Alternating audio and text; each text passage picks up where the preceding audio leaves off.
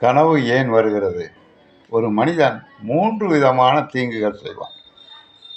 மனதாலே வினை செய்வது, வார்த்தையாலே வினை செய்வது, உடம்பாலே வினை செய்வது. இந்த உடம்பாலே வினை செய்வதுங்கிறது மற்றவனை பலசாலின்னு அடிக்கிறது, மற்றவனை திட்டுறது, வார்த்தையாலே வினை செய்வது. மனதாலே வினை செய்வது என்பது, ஒருத்தன் காரில் போகிறான், அப்பா அவன் கார் வாங்கிட்டானா, அவனுக்கு ஓட்டவே தெரியாத, எங்கேயாச்சும் கொண்டு ஆக்சிடென்ட் பண்ணுவான் அப்படின்னு மனதாலே அவனை பற்றி நினைக்கிறது. இந்த மனதாலே செய்கிற வினை தான் கனவாக வரும்.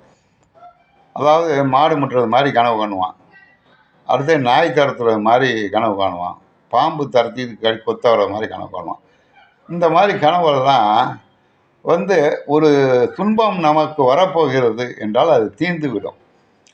நிறைய லட்சமாக பணம் கிடக்கிறது மாதிரி கனவு காணுவான், ஏதோ துன்பத்தில் மாட்ட போகிறான்னு அர்த்தம். மனதாலே செய்கிற